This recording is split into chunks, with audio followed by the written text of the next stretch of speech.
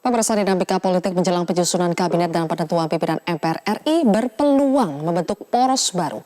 Bagaimanakah peluang poros baru setelah PDI Perjuangan memperlihatkan kedekatannya dengan Gerindra? Untuk membahasnya telah hadir di studio Sekjen Partai Nasdem, Joni G. Plate. Bang Joni, selamat malam. Selamat malam, selamat Idul Adha juga. Selamat Idul Adha. Warga. Betul.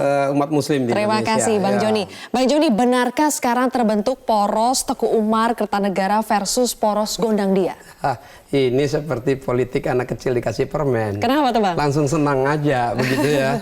Berpolitik itu harus bermartabat, berpolitik itu harus konsisten, harus dengan perspektif kebangsaan dan ketatanegaraan. Saat ini koalisi KIK ya, itu sedang sehat, kuat ya, dan solid. Nggak ada masalahnya. Bahwa dinamika politik yang ada saat ini berkembang dengan baik seperti sekarang ini, saya sih secara khusus memberikan acukan jempol kepada Pak Jokowi yang melakukan orkestrasi politik demikian bagusnya, demokrasi yang berkembang secara mekar dengan baik ya, tapi dirigen utamanya adalah Pak Jokowi dan lagu yang dipakai atau yang dinyanyikan ya adalah lagu persatuan dan kesatuan, bukan lagu bagi-bagi jatah kabinet. Menarik. Mengapa Bang Joni mengatakan demikian, langsung mengatakan soal pembagian jatah-jatah kursi? Ya karena sedari awal Pak Jokowi dan di dalam semua diskusi dan pembicaraan internal kami yang dikedepankan Pak Jokowi itu ada satu, dan ini sama dengan platform Nasdem ya. Yaitu apa? Demokrasi kontestasi itu sudah selesai dan menghasilkan pemimpin. Sekarang masyarakat harus direkatkan kembali.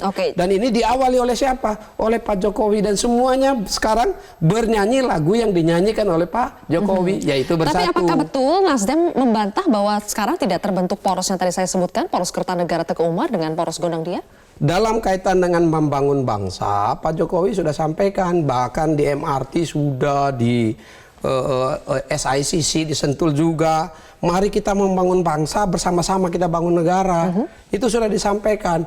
Nah, melalui poros apa saja silakan. Tetapi itu tidak sama dengan poros yang saat ini terpecah, itu tidak. Jadi maksudnya tidak ada poros-porosan itu? Ya, apalagi tidak ada. Hubungan Bu Mega dengan Pak SP baik-baik saja kah, Bang Joni? Bukan dengan Pak SP saja. Relasi di dalam koalisi secara politik itu sehat dan kuat. Disadari betul oleh seluruh pimpinan partai politik koalisi. Baik yang 5 di dalam di DPR, ya di MPR, maupun yang hanya di DPRD, itu disadari betul. Sedangkan kalau ada poros yang lain yang dulu ada untuk atau dibangun komunikasi dan itu seperti satu poros bagus-bagus saja, itu bagian dari merekatkan bangsa gitu ya. Tetapi kalau dalam konteks taktis dan konteks pragmatis politik jangka pendek saat ini ya, yang di depan mata kita ini kan formasi AKD DPR, ya, formasi koalisi di daerah, pimpinan DPRD di daerah, dan formasi MPR. Kalau formasi MPR cukup jelas bahwa koalisi KIK ini solid dan kuat, gitu.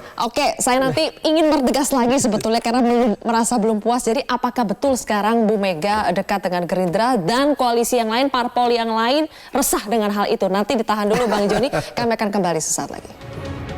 Kami lanjutkan lagi perbincangan bersama dengan Joni G. Plate. Bang Joni, betulkah Nasdem ini resah dengan kedekatan Mega Prabowo seperti yang dikatakan politikus Gerindra Andre Rosiade? Sama sekali tidak lah. Ini kan kalau komentar seperti begitu tuh komentar seperti anak kecil dikasih permen aja. Maksudnya?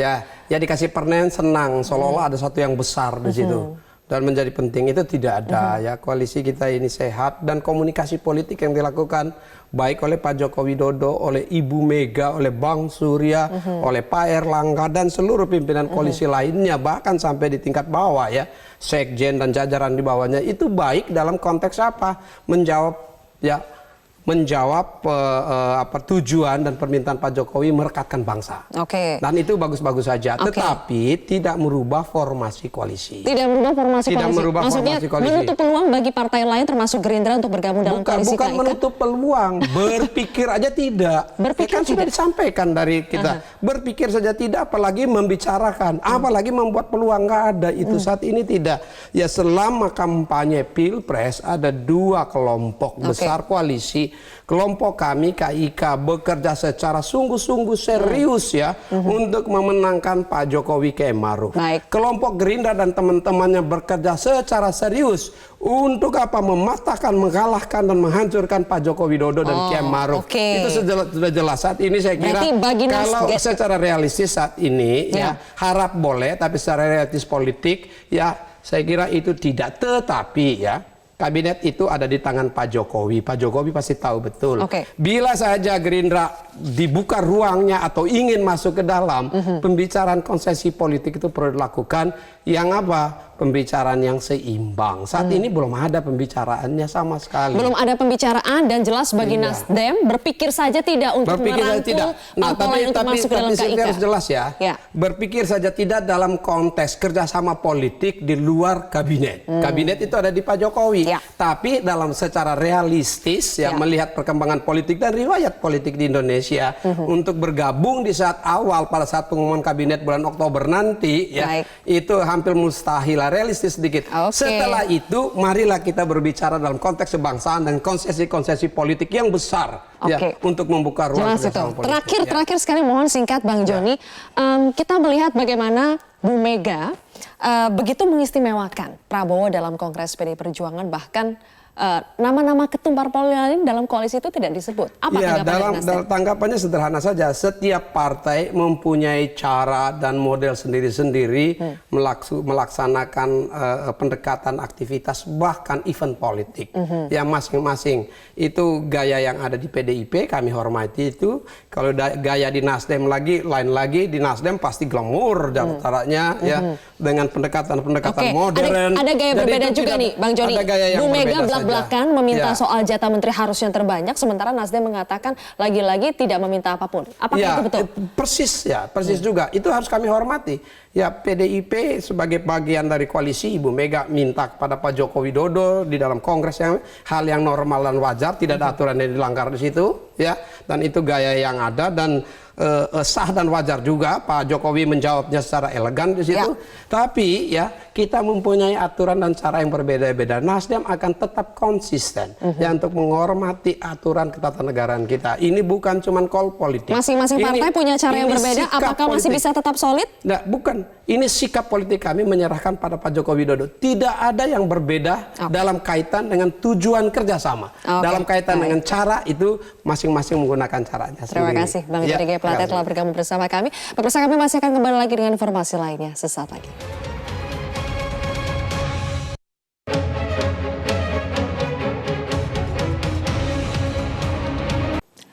Pemirsa, Anda menyaksikan Headline News. Kongres kelima PDI Perjuangan telah menghasilkan sejumlah keputusan politik. Salah satunya adalah penyusunan format kepengurusan yang menyesuaikan nomenklatur Kabinet Jokowi Maruf Amin.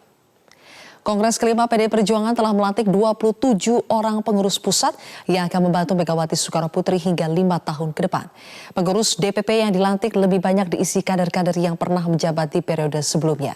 Misalnya posisi sekjen kembali diisi Hasto Kristianto.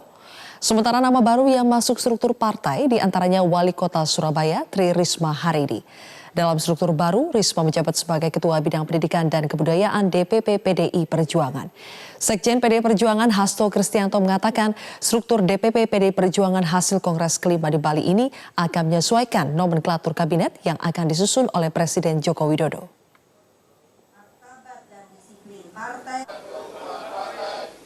Keberhasilan program perjuangan partai yang kemudian dikerucutkan sehingga ketika nanti Bapak Jokowi bersama dengan Ibu Megawati Soekarno Putri membahas hal tersebut, Ibu Mega sudah memiliki nama-nama yang akan diusulkan dan akan dicalonkan, tetapi kami tetap menghormati hak prerogatif dari Presiden mengingat kabinet dibentuk oleh Bapak Presiden. Tetapi partai terus menyiapkan langkah kaderisasi tersebut. Sebagaimana Ibu Risma oleh Ibu Ketua Umum ditugaskan sebagai Ketua DPP Bidang Kebudayaan.